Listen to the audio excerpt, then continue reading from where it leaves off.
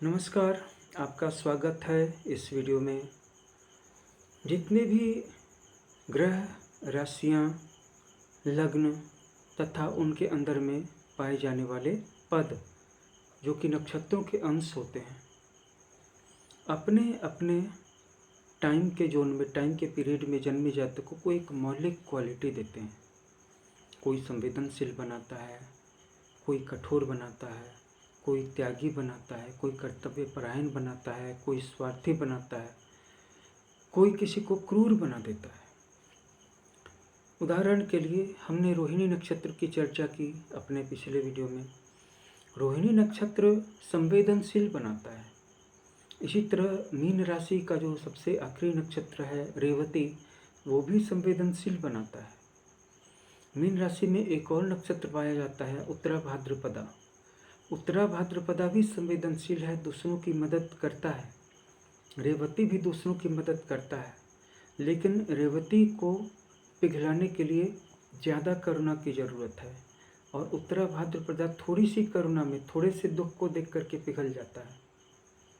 लेकिन रेवती नक्षत्र में जन्मा जातक या जन्मी जातिका अपने स्वार्थ का विचार करती है कि मेरे पास इतने पैसे हैं, अगर मैं इस बेगर को या इस नीडी रिलेटिव को दे दूंगी, मेरे अपने बच्चों का क्या होगा।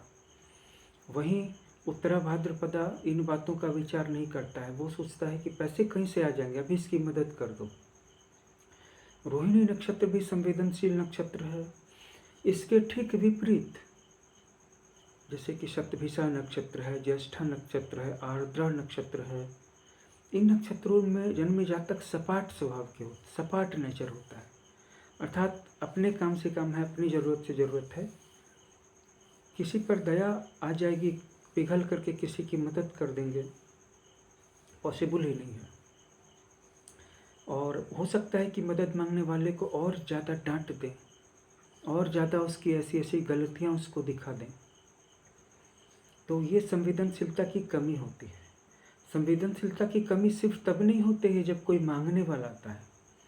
संवेदनशीलता की कमी तब भी होती है जब कोई व्यक्ति दुखी हो, हम उसके साथ साथ चल रहे हैं, उसे कुछ दुख हो गया और हम पकड़ लें। किसी को मन में तकलीफ है, रोहिणी नक्षत्र वाला पकड़ लेगा। रोहिणी नक्षत्र वृष राशि में पाया जाता है। रेवती नक्षत्र वाला पकड़ लेगा, रेवती मीन राशि में पाया जाता है। लेकिन जैसे कि हस्त नक्षत्र है, हस्त नक्षत्र वाला फील सब कुछ करेगा। मदद तभी करेगा जब उसका उससे स्वार्थ हो। अगर मदद कर देगा बहुत ज़्यादा, और अगर उसके बदले में उसको मदद न मिली, तो आगे चल कर के हस्त नक्षत्र वाला पूरा स्वार्थी हो जाएगा, और लोगों की संवेदनशीलता के प्रति जागरूक रहते हुए भी उनकी ज़रूरत के समय में मुंह मोड़ लेगा, नज़र फेर लेगा, पलट जाएगा, यानी पलट जाएगा। लेकिन उत्तरा भाद्रपदा नक्षत्र वाले नहीं पलटेंगे। अगर वो किसी को ना कह भी बैठे तो थोड़ी देर बाद जा कर के हाँ कह देंगे। वो ये नहीं सोचेंगे कि मेरे बच्चों का क्या होगा, मेरे पेरेंट्स का। पहले ये व्यक्ति रो रहा है, पहले इसको ज़रूरत है। भूखे जानवरों का भी वो बहुत ख्याल रखते हैं। इसके ठीक पहले पूर्वा भाद्रपदा नक्षत्र आता है। वो थोड़ा सा मीन राशि में पड़ता है, थोड़ा कुंभ राशि में भी पड़ता है। वो मतलबी होते हैं, उनके अंदर दयालुता तो होती है, लेकिन पहले अपने स्वार्थ को देख लेते हैं। ऐसे ही ये सारे जितने भी नक्षत्र हैं, ये या तो हमें संवेदनशील बनाते हैं या संवेदनहीन बनाते हैं, संवेदना शून्य बनाते हैं। मेरे इस वीडियो का मकसद किसी को सही किसी को गलत साबित करना नहीं है।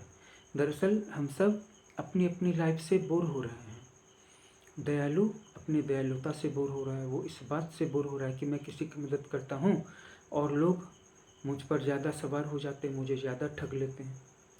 एक स्वार्थी व्यक्ति लोगों की हाय, लोगों के आंसू, लोगों के रोने की आवाज़ सुन सुन करके अपने आप को क्षमा नहीं कर पा रहा है, इसलिए वो अपनी निष्ठुरता से बोर हो रहा है। अगले जन्म में वो उस नक्षत्र में जन्म लेगा जो कि उसे दयालु बनाएगा, और जो इस जन्म में दयालु और त्यागी है, वो अगले जन्म में उस नक्षत्र में जन्म लेगा जो उसे मतलबी और स्वार्थी बनाएगा, निष्ठुर बनाएगा, ना कहने के लायक बनाएगा।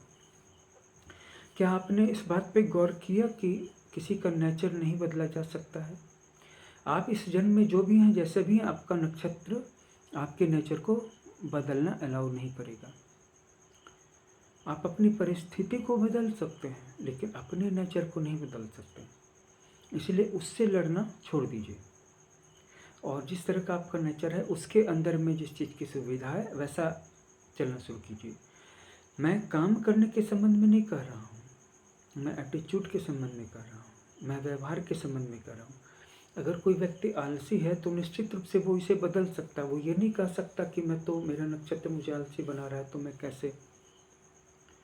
नहीं, मेहनती तो सबको बनना ही होगा, कर्मठ बनना ही होगा। हम सबों को दो विकल्प दिए गए हैं। हम आसानी से अपने समय को बहने दें, जाने दें, और जो कुछ भी मिल गया, जो कुछ भी कर पाए उसी में खुश हो जाए। लेकिन हम कुछ दिखा नहीं पाएंगे और जब ज़रूरत होगी तो हमारे पास पर्याप्त नहीं होगा। और दूसरी चीज़ है, दूसरा रास्ता है, विकल्प है दूसरा है कि हम कम समय में ज़्यादा कार्य पूरी कर लें। हालांकि समय तब भी बेहतर रहेगा, लेकिन तब कम से कम दो बातें नहीं होंगी। एक कि जब हमें धन की ज़रूरत होगी, किसी सहायता की ज़रूरत होगी, तो हमें किसी दूसरे का मुंह नहीं ताकना होगा। और हम अपने आने वाली पीढ़ियों के लिए कुछ छोड़ करके जाएंगे, उनको सड़क पर छोड़ करके नहीं जाएंगे। हम या तो आने वाली पीढ़ियों के लिए कुछ करें या उन लोगों के लिए करें जो ज़रूरतमंद हैं। किसी के लिए तो कुछ करना होगा ही। अगर हम सक्षम हैं तो, अगर हम सक्षम नहीं हैं, अगर हम सिर्फ सक्षमता का दिखावा करते हैं या लोगों को बताते हैं कि हम इतने सक्सेसफुल हो गए या हमने इतना बड़ा एम्पायर खड़ा कर लिया, लेकिन हम किसी की मदद नहीं कर सकते, तो निश्चित रूप से पहली वाली बात झूठ है, क्योंकि हम अंदर से जान रहे हैं कि हम सक्षम नहीं हैं, लेकिन सक्षमता का दिखावा करना भी नहीं छोड़ रहे हैं। लेकिन किसी के लिए कुछ करना होगा ही होगा। जो भी स्पीसीज हैं उनको कुछ दे करके ही जाना होता है।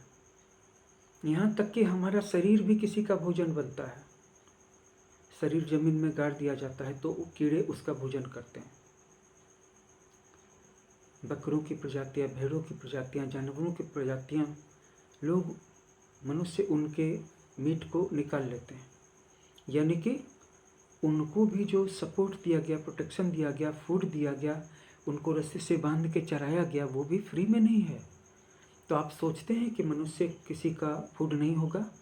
जब हम जानवरों को अपना फूड बना रहे हैं, हम भी किसी के फूड हैं और हम पूरी मनुष्य जाति के फूड हैं। जब हम संकट में पड़ते हैं, बीमार पड़ते हैं, तो हमारे पैसे डॉक्टरों के फूड बन जाते हैं। जब हम मरते हैं, हमारा राइट्स होता है, हमारे साथ रिचुअल किया जाता है। हर कदम पे समाज के दूसरे लोगों और समाज की इकोनॉमी को उससे बूस्ट मिलता है। आप कैसे कह सकते हैं कि आप दूसरों के फूड नहीं हैं? आप दूसरों को अपना फूड बना लेंगे, कोई आपको भी फूड बनाएगा। आप अपने आप को सर्वशक्तिमान ना समझें। और इस चक्र से बाहर होने का एक ही उपाय है कि आपने जैसे लिया है वैसे ही आप भी दें जहाँ पर देने के लायक है। एक बात मैं बता दूं कि सबसे बड़ा दान ज्ञान का दान है। मैंने जितने भी लोगों को देखा है, फर्श से अर्श पर पहुँच, जमीन से आसमान पर पहुँचते हुए, गरीबी से अमीरी तक अचानक से पहुँचते हुए देखा है।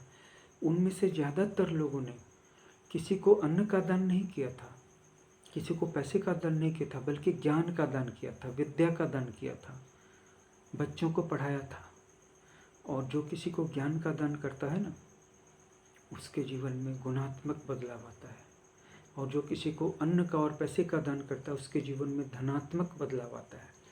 धनात्मक बदलाव से गुणात्मक बदलाव बड़ा होता है। कोई तुलना ही नहीं होती है दोनों में। मैं बस इतना ही कहूँगा, अपने कर्तव्य को पहचानिए और आगे बढ़ जाइए। हमारे चैनल को सब्सक्राइब कर लीजिएगा, वीडियो को लाइक और शेयर कर दीजिएगा। Thanks for watching.